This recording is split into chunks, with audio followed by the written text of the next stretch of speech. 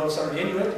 But it's a wonderful theme, and it was very affirming for him to give us, sometimes we hear a lot of negative news about the world, to give very positive understanding of how God is working in all communities. His wife was also Mandarin, but very, very interesting. And I had that thought when you were singing Children of Heavenly Father. It's a wonderful gift. With that, we have this theme, Kingdom Life, More God, Less of Me. Last week, and for those who couldn't be here, Pastor Christian, who's in Hammond this morning, introduced this theme and also used Jesus' really classic word. Repent, for the kingdom of heaven is at hand. And repentance, as you know, is 180 degrees. Unlike my hockey coach who said, we're going to have to turn it around, we're going to have to do 360s. Well, we had a 360 year. We just kept going in circles and kept losing. But 180, you see, is going one way and then going the other. And that's the intent with God's kingdom. So that was the introduction, really of more, really of God and less of me. And it's our privilege today to hear probably the most classic sermon, if you will, that Jesus preached. We used it for the opening confession, and Mike read so well, but the Beatitudes. Matthew 5, worth memorizing. And we won't do all of the Beatitudes, the 7 Beatitudes that are there, depending on how you count them. But I do remember a really lovely preacher, a very kind man, on a hot July day, went through every one of the Beatitudes, and it probably was 5, 7, maybe 10 minutes each. Well, 7 times 10 minutes, it was a long morning. It won't be really long, but there we go. As we reflect on God's presence further, I invite you to pray. Lord God, we thank you for your real presence. Amen. As we reflect on Beatitudes and the place of blessing, maybe one way to get at that is that which we fear the most.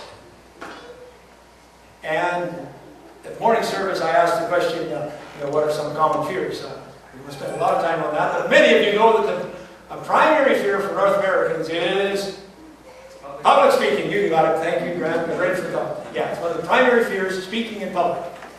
And there's many other fears. There might be fears of health, fears of transition, fears of finances. There's lots of fears that we face in our world and our life. One of the fears that I have is really drowning.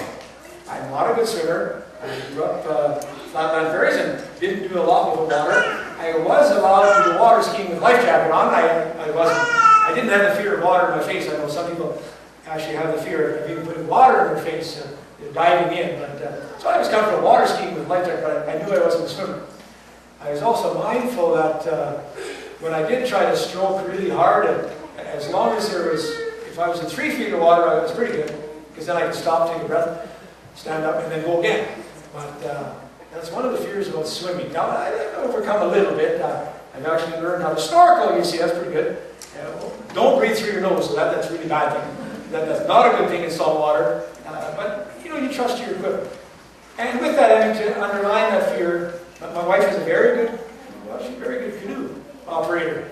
And on our honeymoon, I remember very well, I wanted to be a canoer, because my wife wanted to canoe. So, of course, I wanted to. But I remember that tip fee, it was called a penguin canoe. It wasn't a good canoe, it wasn't a clipper. You can still tip, but this penguin, if you shifted, I think 3 ounces, one week, you were just about over. And of course, my wife was coaching me how to, I'd never learned this thing, I didn't know how to canoe, but I wanted to pretend I did. I was terrified. Now, I have learned how to canoe, and I like it, and I'm very comfortable now, going across Ashmont in a fairly good headwind. It's one of the deepest lakes we have, 80 feet deep.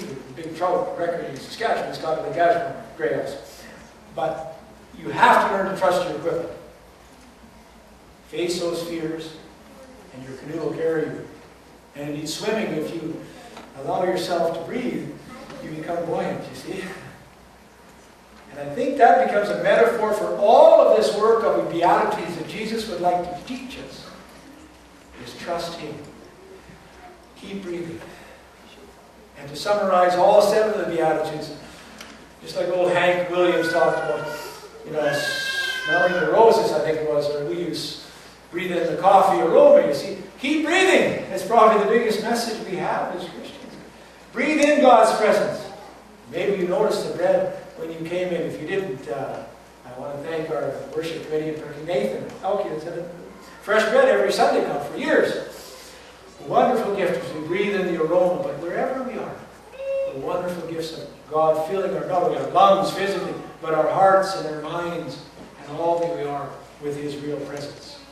And that would probably lead us to be people who are, when we wake up in the morning, we can know that we are really thankful for all that we had the night before and continue in God's provision, His providing, His unconditional care and mercy.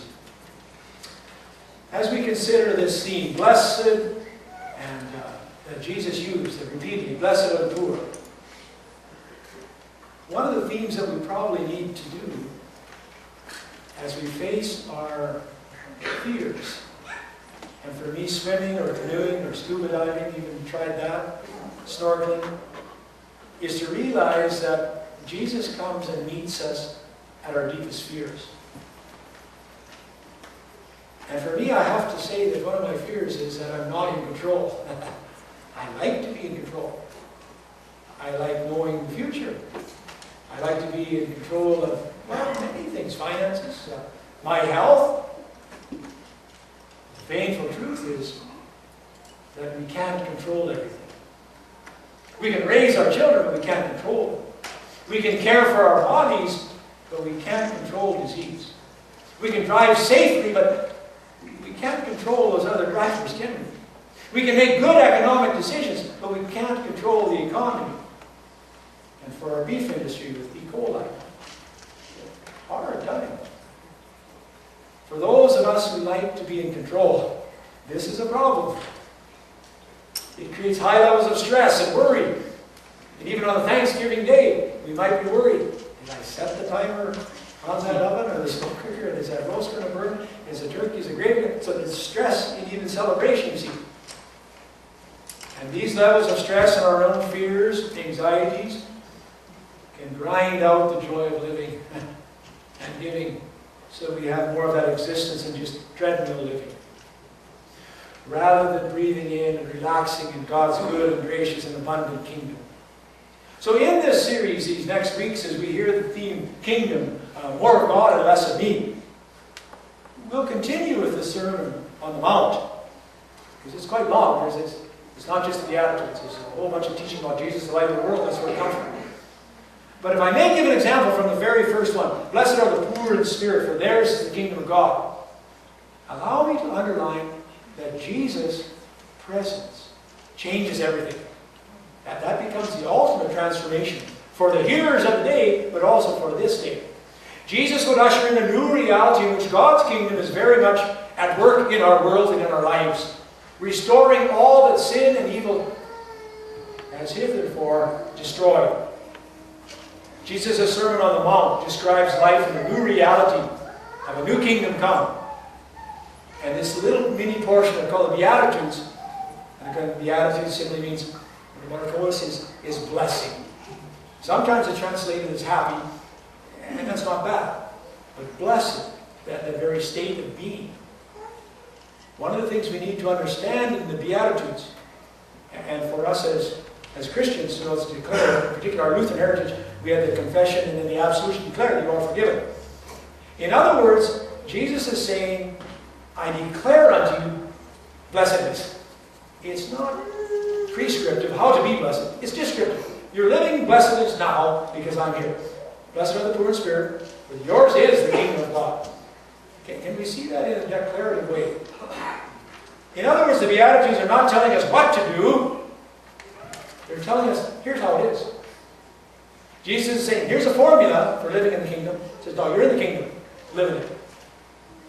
The Beatitudes are not laying out a new law or a set of behaviors. Do this and you'll experience this. They're saying, Jesus in your life will allow you to experience blessedness. And again, for those, blessed are those who mourn, for example. For yours is the kingdom, and God comforts you.